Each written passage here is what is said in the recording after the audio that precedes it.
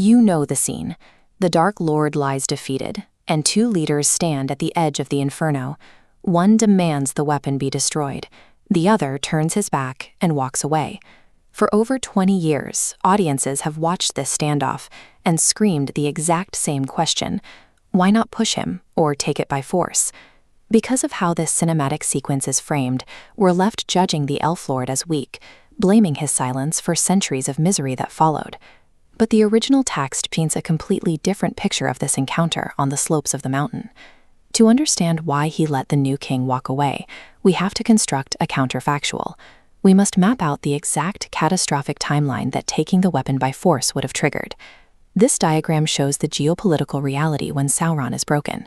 The High Kings of Elves and Men, Gil-galad and Elendil, lie dead. In that split second, Isildur inherits unquestioned rule over Gondor and Arnor, while Elrond becomes the highest surviving authority for the elves. And geographically, they are standing on the exterior slopes of the mountain, not inside the forge. A quick shove into magma was impossible.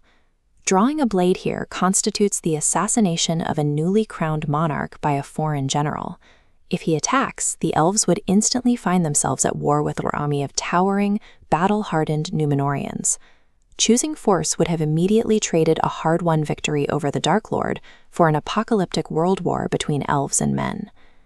Beyond the immediate bloodshed, we must consider the rules governing these objects.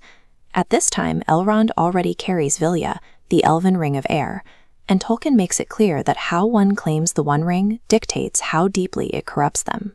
If an assassination takes place, the starting point for acquiring the weapon is exactly identical to Smeagol strangling his cousin in the mud. Beginning his time as ring-bearer with an act of cold-blooded murder would instantly taint the elf spirit. Under that accelerated corruption, he would never have survived the physical trek up the mountain to the Sammath Naur, the fiery forge where the weapon could actually be destroyed. Instead of a savior, the world would encounter a tyrant wielding two of the most powerful artifacts in existence, turning the sanctuary of Rivendell into a second Mordor. By choosing inaction, a bullet was dodged for the entire world, preventing a timeline where the elf himself becomes the ultimate threat. We also need to look at a crucial piece of history hidden within the unfinished tales, which completely reframes the human king's motivations. He wasn't entirely consumed by greed. After claiming the prize as Wergild, a formal legal compensation for his father's death, he eventually recognized its crushing, corrupting weight. Before his death, he was actively marching his company north, specifically intending to surrender the weapon to Rivendell. That journey was cut horribly short by a sudden orc ambush at the Gladden Fields, where he and his remaining forces were slaughtered. He was not a permanent moral failure. The decision to wait, to counsel patience rather than violence, was actually working right up until fate intervened. While the cinematic adaptation gave audiences incredible, tension-filled drama, the original writing offers a much harder, tragic wisdom. Elrond preserved the fragile peace between their races, preventing a total collapse of the alliance while the enemy's spirit was still fresh. Sometimes the greatest acts of heroism look exactly like hesitation.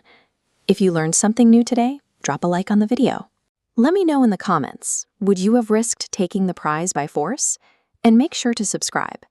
Next week, we're looking closely at those final, desperate days leading up to the ambush at the Gladden Fields. Until then, remember that in Middle-earth, true wisdom often requires walking away from easy violence.